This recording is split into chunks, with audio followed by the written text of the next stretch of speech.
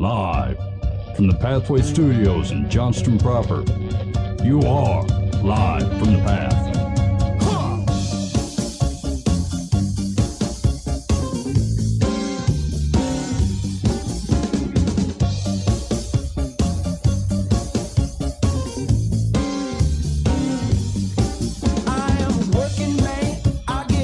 And you're listening to Live from the Path. We're coming from the Pathway Studios here in Johnston proper. It is good to be with you again, I think. I almost couldn't find the place, man. We've been on a sabbatical. It was the fog. Hey, man, it was a long time. I was thinking back to this, actually. One of my kids goes, hey, do you have to go to the show tonight, Dad? And they kind of pouted at me. I said, yeah. Yeah, I'm going to the show tonight. I said, we haven't done one for, weeks. Yeah. I think it's darn near a month, man. I know, that's a long time. I was worried that the one or two people that count on us to kick out podcasts would be very disappointed. We could lose them. We could drop our audience by a half. All right, so here's what I got going on the show. So to kick off the new year, right, here's a few things that I was thinking about doing. One, we're going to do some secular versus Solomon. Okay. I've got some, you got to kick 2018 off on the right foot. Now, hold on. To be fair, that's me and Dan? Yeah. Okay. Yeah. It's a light room, Ben. Yeah, that's tough. I blame Booba for this. If he were here, I wouldn't be in this predicament. And then we're going to do... So, I always go through these stories, and here's the deal. You guys are terribly hard to predict. Like, I might say, oh, hey, here's an interesting topic, and you both be like, yeah, no, I agree. And then we're done, and there's nothing to talk about. Yep. So, I'm going to start rifling through stories. Yeah, okay. And we're going to see what fits, right? If you got one sentence and that's all we got, we're moving on. There's no reason to bleed a stone here. Yeah, okay, this sounds great. Okay, that's what we're going to do. Wait a minute.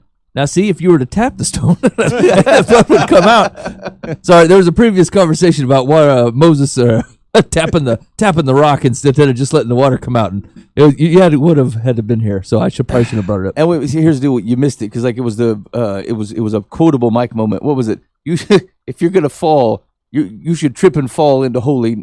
Well, do you remember what it was? Yeah, well, because we were talking about the rash of pastors, and dudes that I kind of like their preaching. Like they're kind of helpful to me in a couple spots in my life, and they keep going down for affairs on their wife or sexual misconduct, and I'm like, there's especially in that line, and as a pastor, like the way that you're operating your life, even if you do trip and fall, you should fall unholy. You shouldn't be even close to the things that you're falling into, and And not to say that, obviously there's we were talking about this too, that there's grace to be had for actions that you take in your life, but for heaven's sakes, it's not like I accidentally stumble with my walk with the Lord and all of a sudden I'm an alcoholic, right? Yeah, if I never picked up, if I don't have that stuff in my house at all, I can't turn out to be that way. And so some of these things where their guys are like, I had some misjudgments or whatever, and I wasn't being led by the Holy Spirit, and I cheated on my wife. We're like, what the heck are you even doing in a place where you could cheat on your wife? That was these explanations are terrible. Right. I don't. To your point, I don't find myself kind of wandering and then accidentally ending up in a strip club. I couldn't tell you where most of them were. Yeah. Right. As a matter of fact, so I was driving Uber last year, and I picked up this group of people, and they were in Ankeny, and they were saying, "Hey, take me to this." It was a strip club, and I'm like, I'm not even sure where this is at. So I had to put it into the Uber to look for it, and I thought, oh crap, now Google's going to pick it up and start offering me stuff. I thought, I got to get out of this Uber business. See, you're interested in strip clubs. Hopefully they took it as I just wanted some lumber. Anyway, so you're listening to Live from the Path. Hey, I'm sorry, just in case it mattered, do apologize for the big lag. We just, life is getting in the way of some, of everybody being able to be here, me specifically. And so apologies for that. My goal in the new year was to not have that keep happening. And there you go, I loused it. So we had some equipment issues. That's true. We did. And I think we got that straightened out. You guys will let us know if it sounds all right. But we're still working on that too. Actually, there's a couple days I was here deconstructing and reconstructing stuff. We'll see how it goes tonight. All right. So here let's do a couple of these quick hit items, and we'll see what snaps. Let's see. The first one was. Oh shoot! So that was the one we were talking about. That one's gonna land. Mike, let's see. Thoughts on Trump calling stuff an asshole?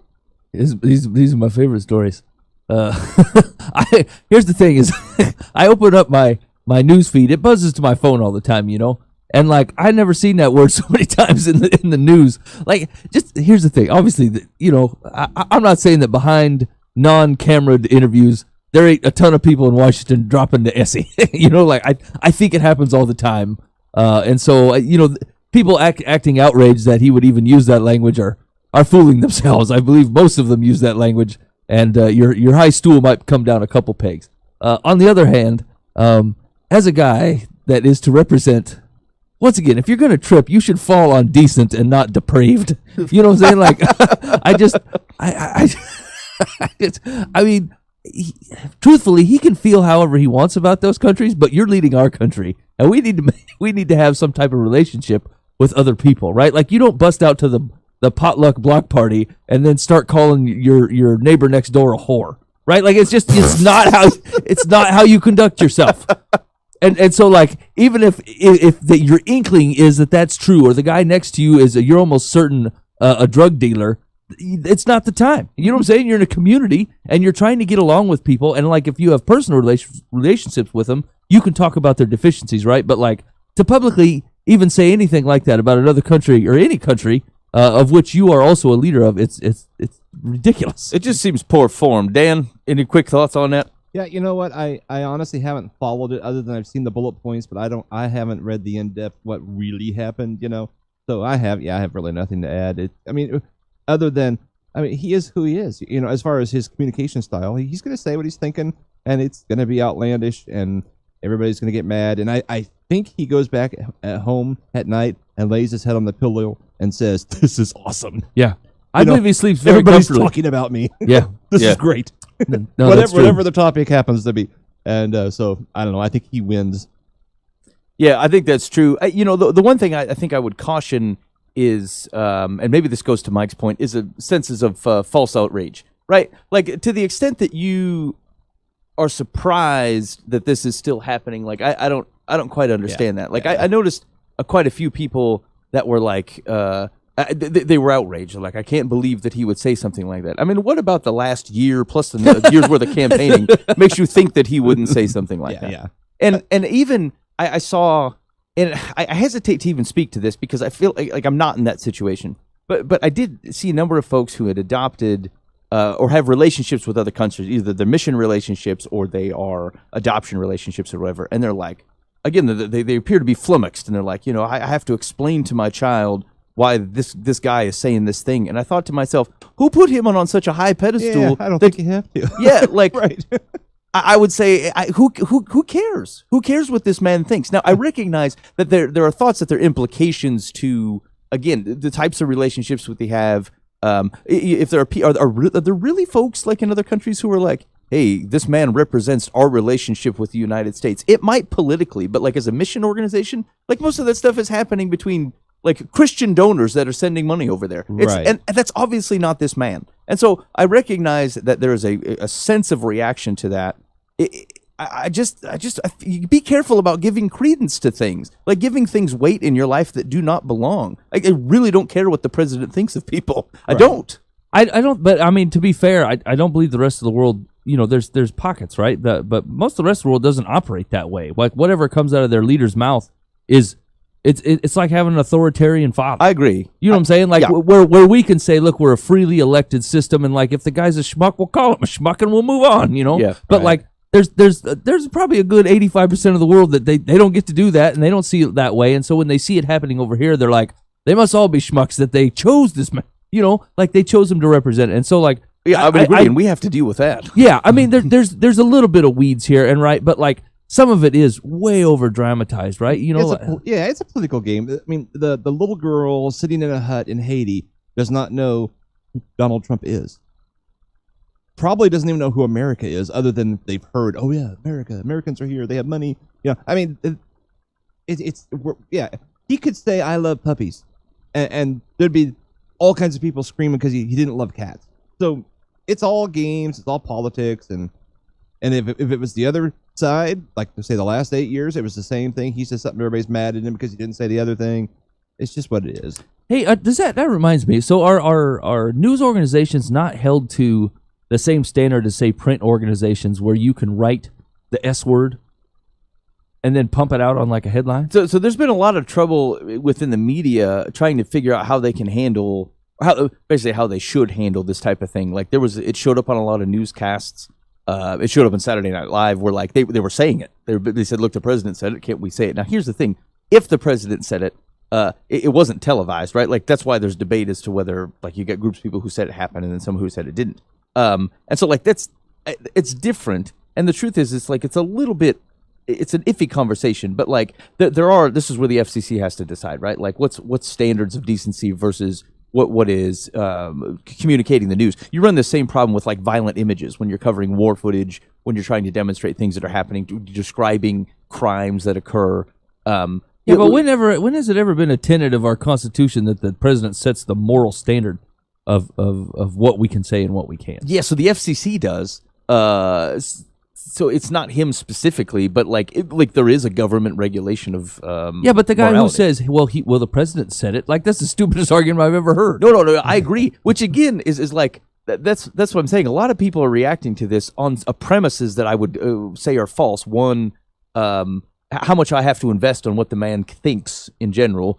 Two, that he is proposing or that we should even consider that he's the one that sets the morality for the country. Now, I mean, I get it. So, to Mike's point, like that is something that we have the freedom to debate and say we just do not subscribe to. A lot of other political setups in the rest of the world don't have that same concept. Like it is actually, they set the morality, what they say goes. And so we do have a posturing problem. We have to react to that. But like from our perspective, I think that's they're goading a little bit to otherwise, I think, deal with the thing in the way they want to deal with it. Yeah, that's true. Yeah. Yeah. All right. Second thing, any resolutions this year at all, fellas? Usually we're a no. Actually, I'm staying out the gas station. For good?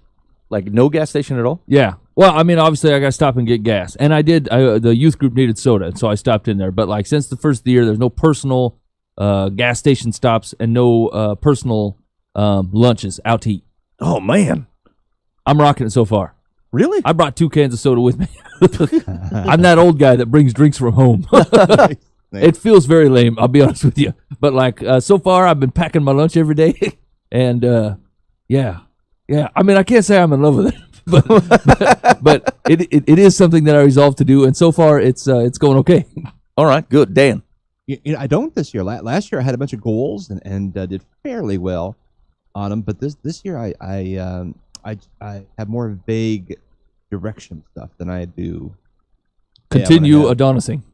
What's that? That's your plan, is to continue Adonising. Yes. That's right on, Dan. Wait, like being like Adonis?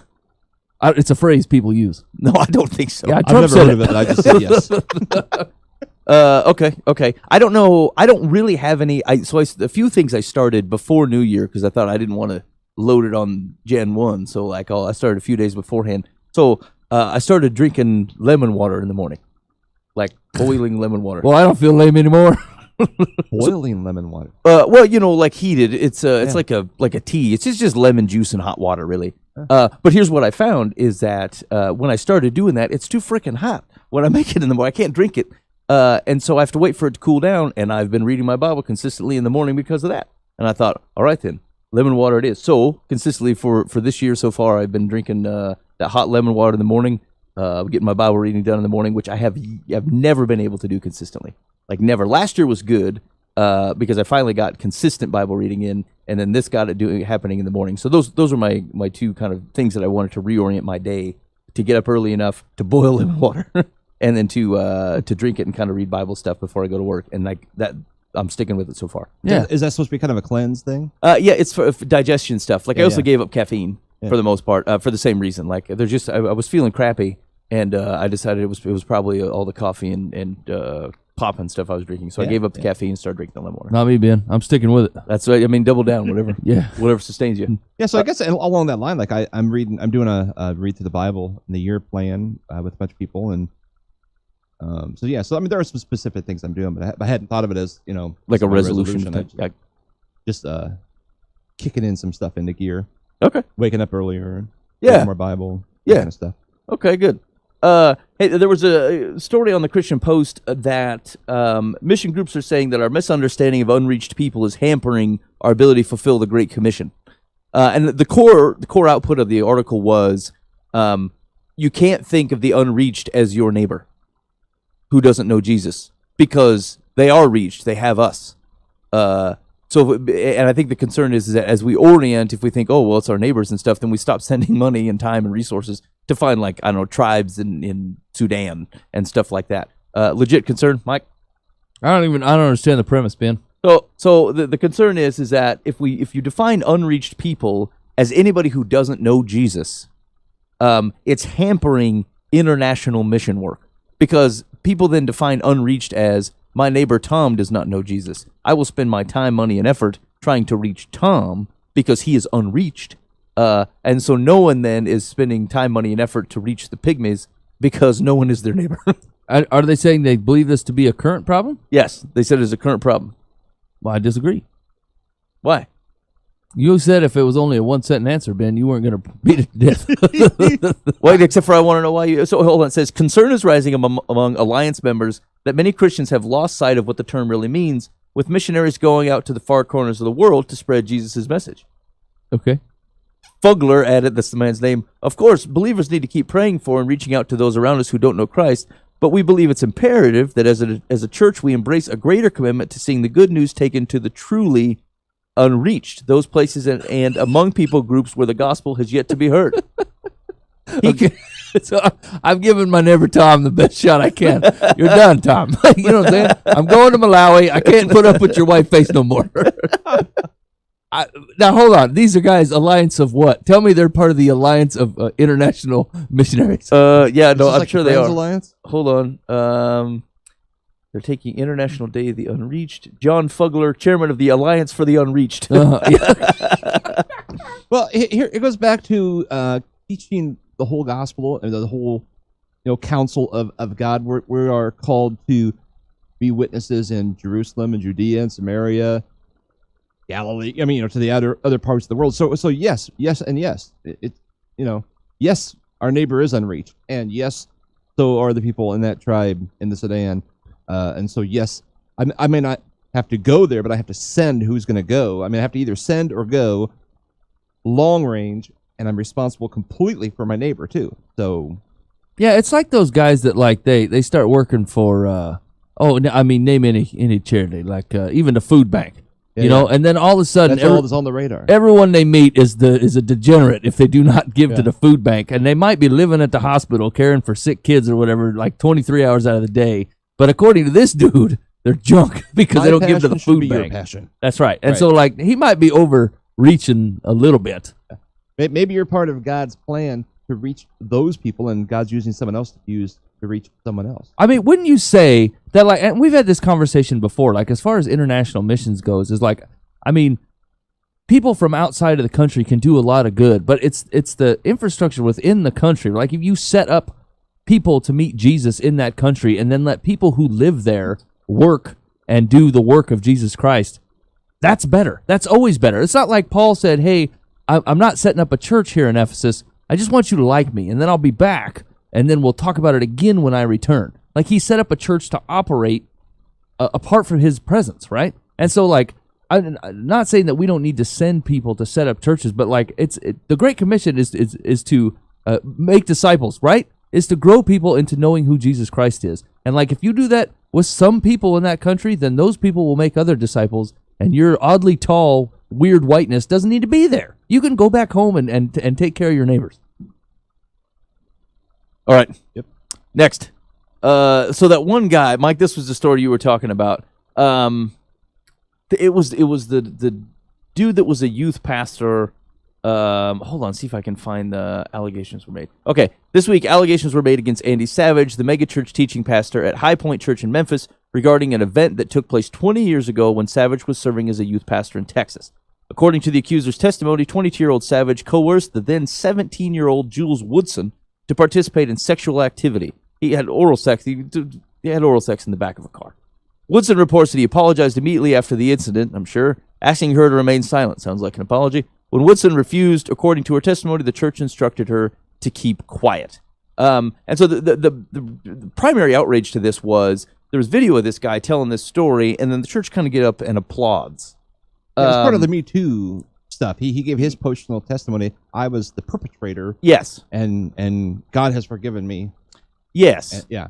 Yes, that's true. And so the question is, There were a lot of reactions to this, most of them negative. Whether the man should still be in ministry. Does God's forgiveness extend to this man still to be still in ministry? Was the church right to have stood up and applauded? I don't know. Quick thoughts on that, Dan. But my initial thought when I was hearing about this was the church did what it has been trained to do the last several years, is to recklessly love and offer grace and forgiveness and mercy. And I think we should. I think that is good. I think they probably didn't have time to process what was really being said, what he really did, what happened, and to say, well, wait a minute, you're also a pastor and leader in this church, and maybe that's not appropriate. And maybe we need to think this through more than before we just stand up and applaud. And I don't know where I even am on that. If something that he did 20 years ago, I want to know what's he done in the last 5 years. Is that a habit, or did he was just a silly 22-year-old that was a bad mistake and a terrible thing, and he learned, even though that church did things terribly wrong, I would say, those people all need fired. Yeah, the Texas church. Yeah. The elders need to step down if they're still alive. I mean, all that stuff. Because that was awful, trying to hide it. Yeah, but I need more information to know if he shouldn't be a pastor now. Now they might be reacting too far the other way. I mean, if there was grace, if he is done, if it was a mistake, and that's what his confession was all about. They took down the confession too, so I can't hear that. Right. Then I could speak more intelligently, but I'm going to ride the fence on what he should be doing now. Mike. Yeah, I mean, I suppose you need more information, right, to know. Like, I think the thing that troubled me is like if you read the gal's take on it, is like the last, not the last they ever heard of it, right? But like when he left the church in Texas, he didn't say why. It was a vague, I made a mistake, it's time for me to move on, and then he left, right? And then it ended with him asking this gal to just keep it on the low, right? And like, this should have came out 17 years ago. Well, yeah, and I think the clarification here is that the church asked her to keep it on the low. They weren't allowed to talk after it was reported. So, like, he said that he apologized. That didn't happen. But that's the thing. It's like the church says, "Hey, you're not allowed to talk to that person." I'm like, whatever. I'm totally allowed to do whatever I want. Yeah, so I agree with that. So, and maybe this goes to the point of this isn't. It's safer to feel like he's doing penance in this way, right? Like you removed yourself 20 years from actually making an apology, from ruining your life, which it probably would and should have at the time, right? And you dodged it for 20 years, and then now we look at it and having to rightly respond to the fact that this that Jesus is a forgiving character. He we're all in trouble. But like, this doesn't feel like he had necessarily been struggling to handle this correctly. Are you telling me his moral compass is that much different 20 years later?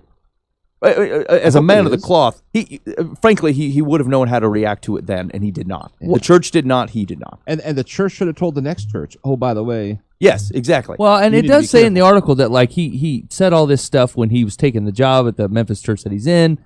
He let them all know that this was something he had done in the past. I'm like, that's all well and good, right? I get what you're saying, but here's what I know is like there's a list of folks that I know that they do not follow Jesus at all. Their life does not reflect it. They have no interest in it. It's not what they do. And then when one of them meets Jesus, you know what I start hearing from them?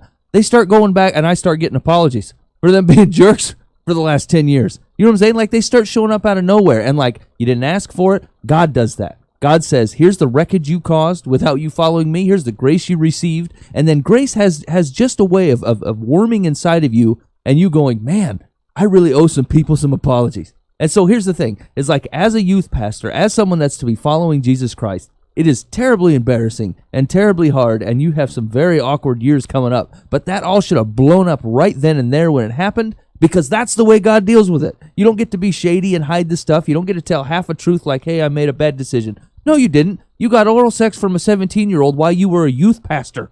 That is not a oops.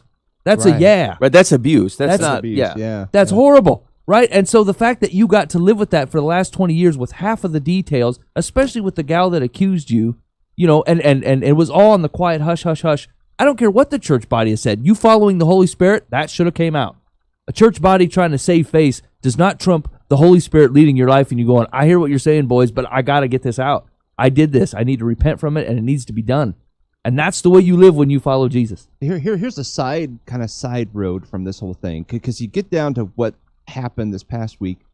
This was an illustration in a sermon, and he was thinking in his study, this is going to be a home run. Yeah. I'm really going to make some cool points, and I'm really going to. And hopefully, he was thinking it from a positive. Some people who've done some bad things going to find out there is grace for you. Yeah. But he broke the cardinal rule of illustration. Is the illustration blew up in his face and was bigger than whatever he was saying, and now all we're talking about was his illustration, and he may lose his job over it, when that's really all it was. I mean, what happened was terrible and real. I'm not saying that it wasn't. I'm just saying that's what the tool he had this week is a great illustration that I'm going to make a point on, and he chose a poor one. But I mean, how myopic do you have to be to not recognize the nature of the point you're making? Yeah. I mean, like, it's one of the things that brings caution as to whether he's actually recognized. I mean, I can't, whatever. I don't know the man. All right. Yeah, so, right. in fairness, and frankly, with the church that applauded didn't know the details either. He did not give the level of detail that we now know. Yeah. And so, I mean, recognize that that's what these people are hearing is someone did something. They've to their extent, it sounds like he confessed it and then it was handled well. I'm giving them a pass. He's obviously a skilled speaker in a large church. Yeah. So I mean, they're not going, yeah, you totally abuse people. Fantastic, right? Great. Where's Matt Lauer? There is probably a lack of sensitivity there, but I would say for that man to even think that this is a reasonable point, and something that whatever I would agree with you that whatever point he's trying to make, like this is supporting and not a lead actor, is foolish.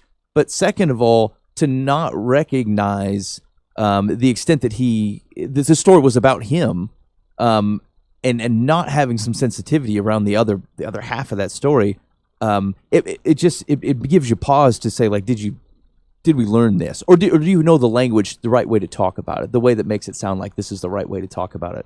And I think that's the quarrelsome thing. And when it comes to like what he's currently doing, there's a million ways to serve Jesus. I feel like you just can't be a pastor anymore. The Lord will forgive you.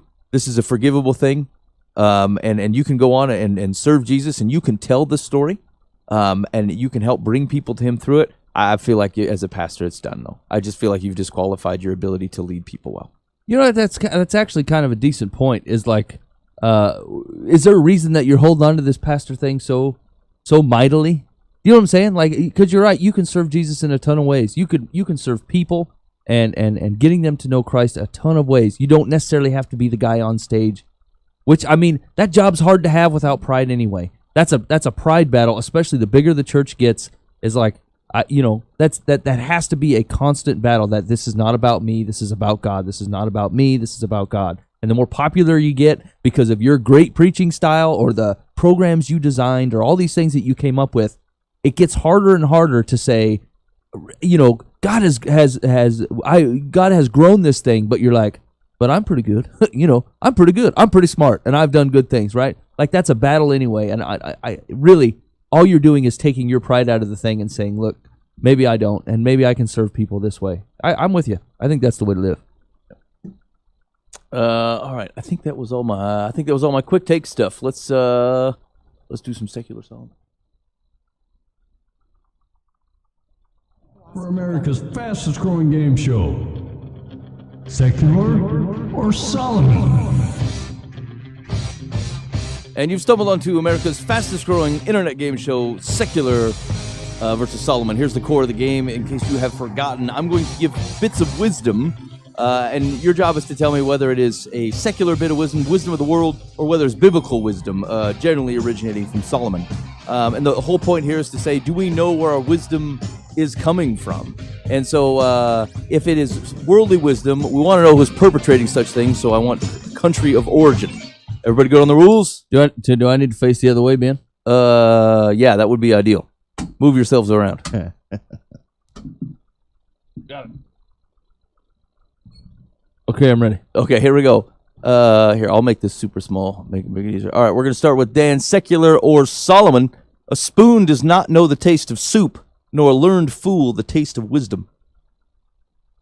Okay, I'm gonna say that is a secular proverb, and I'm trying to think where that would come from. It just has a UK flavor to me. I'm just gonna go England. I'm gonna go. I'll go England. Ooh, a spoon does not know the taste of soup, nor a learned fool the taste of wisdom. Mike, secular Solomon. Solomon. Mike's in for Solomon. Here's Why did you chuckle after I said Solomon? I don't know if Solomon makes reference to soup. That's why you don't know your Bible very well. So I'm not the points man, so I can't award them. But Mike, I would generally at least award Dan half points because a spoon does not know the taste of soup, nor a learned fool the taste of wisdom. It is Wales. Wales. Yeah. I mean, technically part of the United Kingdom. The problem is Dan settled on England. See, and I was gonna say UK, and I thought, well, I just kind of, yep. Not Solomon then. Yeah, no, definitely not Solomon. Yeah, secular. Okay. It's when he was vacationing in Wales. Secular Solomon, whoever pampers his servant from childhood will in the end find him his heir.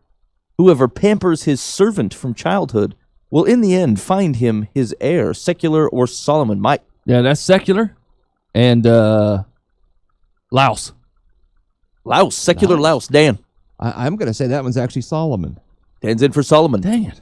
Whoever pampers his servant from childhood will in the end find him his heir. Solomon, Proverbs 29. Come on. I mean, Dan is rocking today. Rocking. It's abysmal. It's a new year, my friend. Dan's on a year-long Bible reading, starting in Proverbs. Secular Solomon, whoever sends a message by the hand of a fool cuts off his own feet and drinks violence. Wow. Ouch. Whoever sends a message by the hand of a fool cuts off his own feet and drinks violence. Secular or Solomon? Dan? See, what happened was Solomon had some really spicy meatballs, and he was in a really bad mood, and he wrote that. So I'm going to say Solomon. He ordered the number 5 spicy at the Laotian restaurant, and it was a mistake. Mike? I just can't take in the man that after being seen cutting off his own feet yells enraged at the crowd, "Bring me the cup of violence." And the crowd goes, "I think you've had enough." Solomon. Whoever sends a message by the hand of a fool cuts off his own feet and drinks violence. It is indeed Solomon, Proverbs 26. I don't even know how to take that in, man. Yeah, what is meant by this proverb? Okay, one more time, read it. Whoever sends a message by the hand of a fool cuts off his own feet and drinks violence. They're not going to give the appropriate message, and then violence will come upon them because people are going to get mad, ticked off, and North Korea is going to send bombs. There you go. That kind of thing. There you go. You've allowed a fool to conduct your business. The result of a fool conducting business is generally violence, and making it so that you don't have the chance to get out of the situation you're in, cut off your own feet, and that's what's happened. You should not use a fool. Some of these proverbs, Ben, from Solomon, I feel like they're more common innate wisdom, right? Like once again, when he says, "I have a message to deliver, bring me the fool," or Watch this one. Bring me John Reliable. I'll take John. So I do wonder if how many of these are Solomon is restating simply because he's done them. Yeah. Right? Done them or seen them. Yeah, he's seen other kings, people bring him fools for messengers, and he's like, "You're a fool. That's right. I'm taking you boys out." Right. He sent the fool, go cut off his feet and get out the boxed violence. Bring in my cup of violence. Let's go. Things just work differently in other parts of the world, Ben. Speaking of which, secular or Solomon, at high tide, the fish eat ants. At low tide, the ants eat fish. Whoa. At high tide, the fish eat ants. At low tide, the ants eat fish. Secular or Solomon? Mike? Secular and Japan. Secular Japan. Dan? I was totally gonna say secular Japan, Man, but I'm not. I can't be totally there. So I'm gonna go. I'm gonna go Taiwan. Dan is in with I've Taiwan. been on the black beaches of Taiwan, and the tide would come in, and the fish would. Okay, that's enough. I mean, this is an image I can't quite reconcile. First, let's see where it's coming from. At high tide, the fish eats ants. Excuse me, the fish eat ants. At low tide, the ants eat fish. It is Thailand. Thailand. I say Thailand. So close. I haven't been to Thailand. I went to Taiwan. I have to pause all the time. Where did I go? Well, I mean, is this happening? At high tide, the fish are coming in and picking ants off the beach? No, the ants are swept away by the tide, and then the fish eat them when they're in the water. They find them in the water and they pick them off? Yeah. And at low tide, when the fish are left behind, the ants take them over and eat them. Because some kid was making a castle, and the fish got stuck in it. Oh, I never thought of that. And then the ant said, "Hey, revenge. That Couple fish is violence for living in you." the council. Bring me the cup of violence. And I'm bleeding.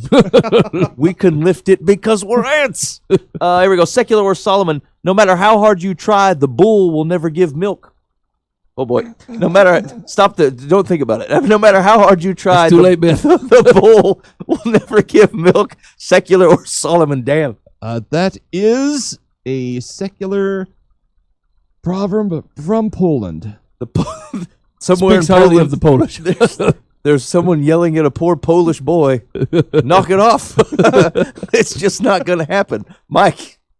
Yeah, I'm going to go secular as well. And Sweden. No matter how hard you try, what is it we think of Eastern Bloc countries? Your cows.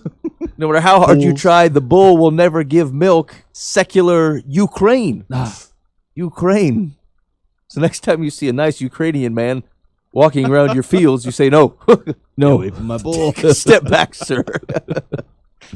Here we go. Secular or Solomon. Better is the sight of the eyes than the wandering of the appetite. Yeah. Better is the sight of the eyes than the wandering of the appetite. Secular or Solomon. Dan. I'm going to go Solomon. Dan's in for Solomon. Mike. Yeah, Solomon's all over that, Ben. Better is the sight of the eyes than the wandering of the appetite. It is Solomon, Ecclesiastes 6:9. Dang. 6:9. I don't know. Does that one make sense? Better is the sight of the eyes. Better to take it in than chase it. Is that what it means? Yeah. What is it? The first, I don't know, between the first 12 chapters of Proverbs or whatever, there's probably 3 devoted to dudes going after stuff that don't belong to them, or That's true. chasing the drippy woman or whatever. You know, like it just. He loves to bang that gong. Yeah, the drip faucet woman. Here we go. Secular or Solomon. Dripping honey. The highway of the upright turns aside from evil. Whoever guards his way preserves his life. The highway of the upright turns aside from evil. Whoever guards his way preserves his life. Secular or Solomon. Mike. That's exactly what we're talking about people stumbling. You know what I'm saying? If you on a highway that's all solid stuff, then if you fall down, it ain't that big of a deal. Mm-hmm. Solomon. Solomon. Dan. See, I think you're being tricky, and it's a good biblical counsel coming from like a TV preacher. That's where I get all my good biblical counsel, Dan. And my credit card number. But I'm going to go Solomon. Dan's in for Solomon. The highway of the upright turns aside from evil. Whoever guards his way preserves his life. Solomon, Proverbs 16:17. Yeah, I knew it. That's why I said it. Hey man, this game really doesn't bounce as well without 3 people in the room. No, and like I usually like to yell at Buva and make comedy at his stupid answers, and we're missing a guy. I can't even keep track of whose turn it is with only 2 men. Yeah. All right, here we go. Secular or Solomon. Give to a pig when it grunts and a child when it cries, and you will have a fine pig and a bad child. Give to a pig when it grunts and a child when it cries, and you will have a fine pig and a bad child. Secular or Solomon. Dan. Okay, I'm gonna go secular, and I'm trying to pick. This is where it's really really difficult for me. I'm gonna go with. Boy, it's really tough. Boy, Dan. Brazil. No, you kidding me? Dance in with Brazil. Mike. I was going to say Brazil. Okay, I'm going to say secular and Portugal. Give to a pig when it grunts and a child when it cries, and you will have a fine pig and a bad child. Secular. Denmark. Denmark. I had no idea there was pigs in Denmark. Isn't that where they made the movie with the pig, the talking pig? Babe? Yeah. No, I think that's Ireland. I've never looked at the origin of that movie, Ben and Dan. Here we go. Secular or Solomon. What's the matter with you guys? I wonder where this is made. Beautiful country. I must visit. secular or Solomon. I wonder if they have lemon water there. And a hot stove. The church is near, but the way is icy. The tavern is far, but I will walk carefully.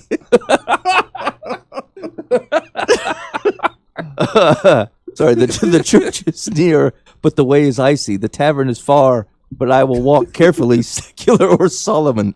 Mike. Secular. I'm forced, Ben. My hands are tied. It's Ireland. All right, Ireland. Dan. That's good. Yeah, I'm gonna go secular, and I believe I'm gonna go with Mexico. Dan says it's Mexico. Here's the deal. I could have given you a clue here. You've ran into this country already so far, and their actions would make you think that perhaps this is a true sentiment. Anybody want to change their guess? North Korea.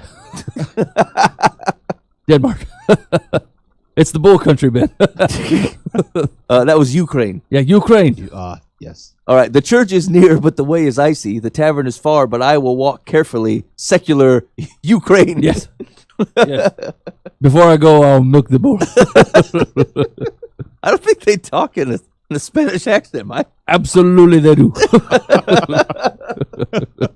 Okay, hold on. All right, secular Solomon, last one. Better was a poor and wise youth than an old and foolish king who no longer knew how to take advice. What the heck? Better was That's a not poor a proverb. It's half a paragraph. Better was a poor and wise youth than an old and foolish king who no longer knew how to take advice. Secular or Solomon? Dan. I'm gonna go Solomon. Dan's in with Solomon. Mike. Yeah, man. Secular. Greenland. Secular Greenland. Better was a poor and wise youth than an old and foolish king who no longer knew how to take advice. It is indeed Solomon, Ecclesiastes 4. Dang it. That's it, Mike. What's the tally? I won 74-30 What the heck? Why? because I'm amazing. I rock this. Yeah.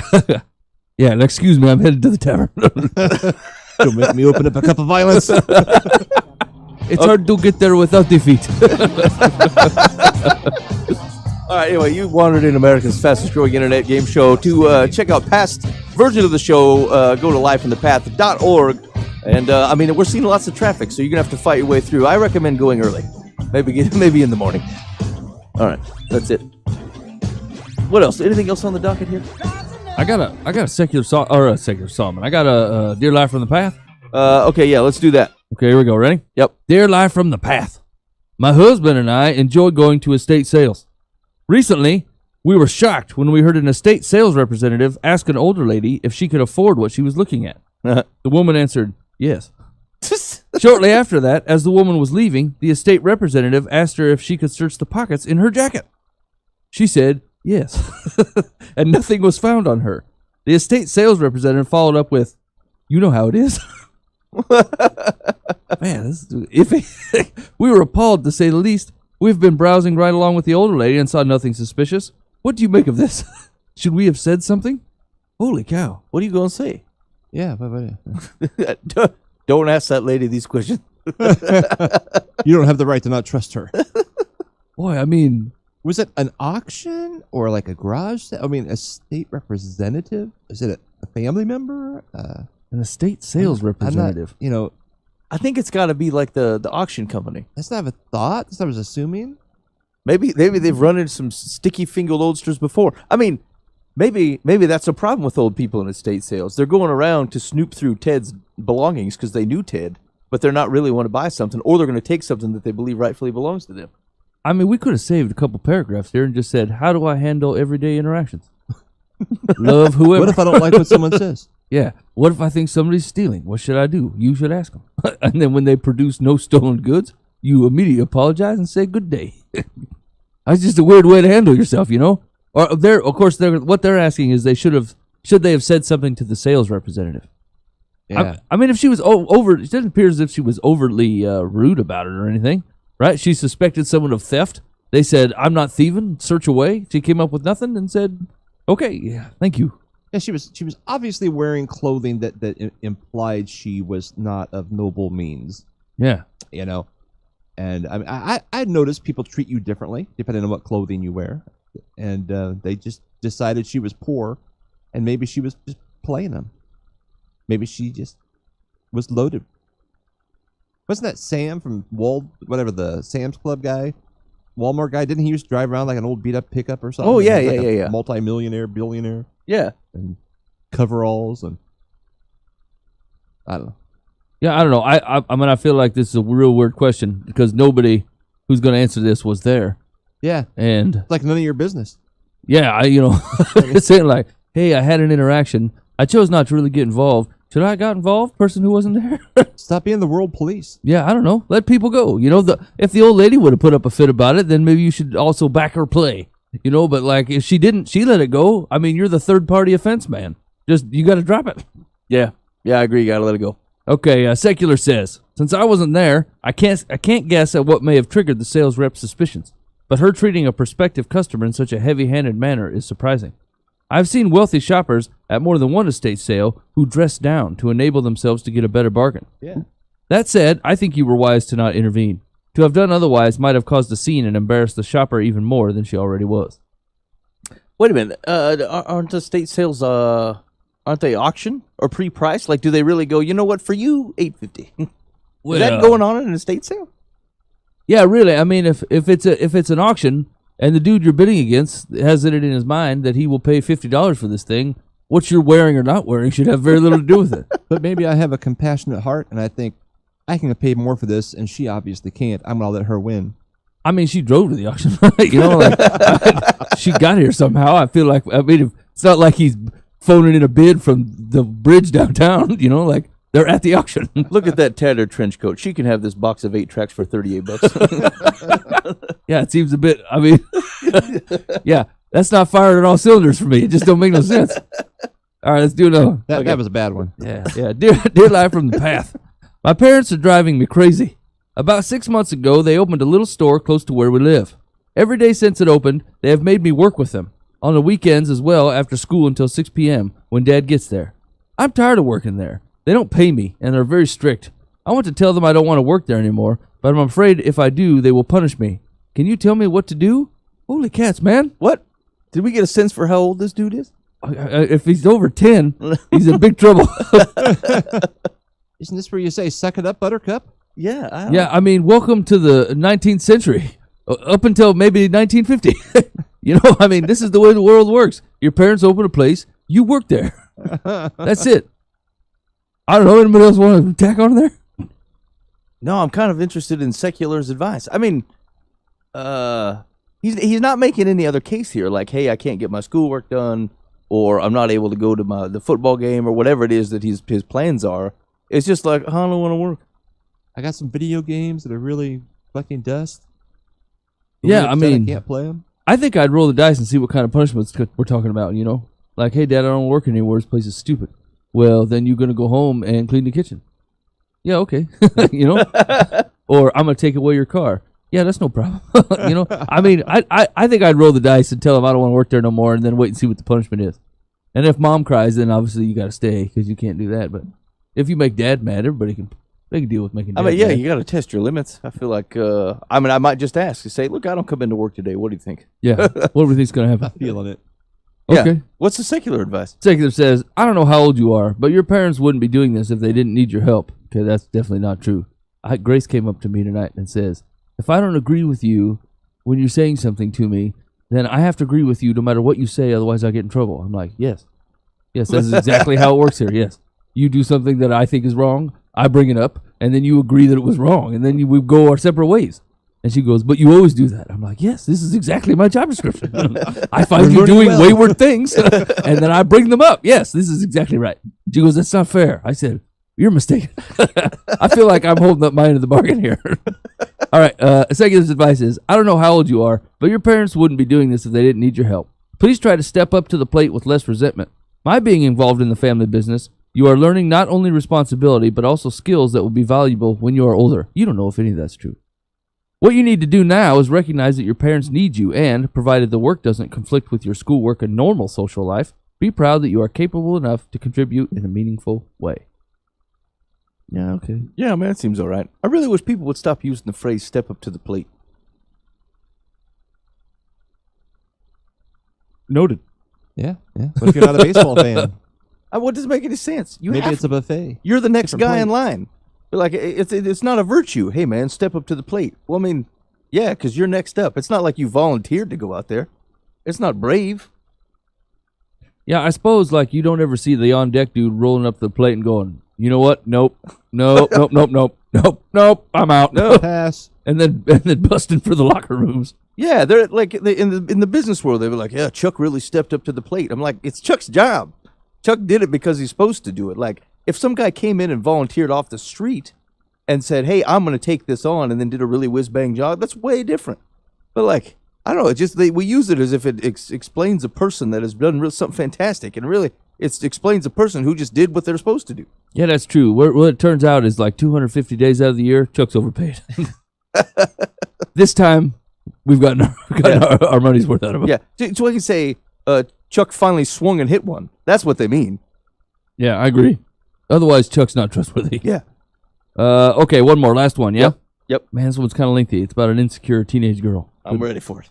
Dear Live from the Path, I'm a 16-year-old girl, and I'm pretty sure I'm the most insecure thing on the planet. Mm-hmm. I always feel self-conscious. Although I guess it's normal for kids my age to feel like this, it's at a whole different level for me. I feel like everyone, including my closest friends, don't like me or care about me as much as I care for them. I try to distance myself from people so I won't seem annoying or clingy, but that has left me socially deprived. I don't have a best friend either. I have multiple kind of friends. I'm scared to get too close to anyone and too shy to make new friends. And yes, I know, having friends isn't the most important thing in the world, but it's still pretty important because you need to have people there for you, to trust and to have fun and make memories with. I always feel like a burden to everyone, and like everyone who is nice to me is only doing it out of pity. This year I wasn't invited to even one Sweet 16 party because I've distanced myself from everyone.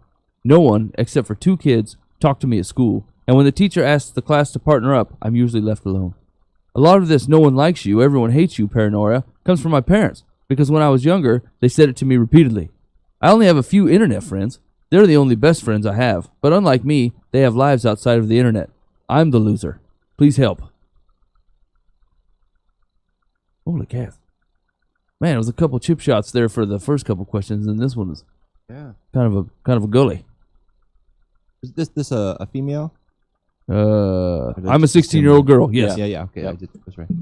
Well, I think she needs to take some risk and start talking to people and just it's hard to do, but ignore the rejections or ignore the people who don't reciprocate with conversation, and just keep trying until you find someone. You'll find there's friends out there. You have to work it though.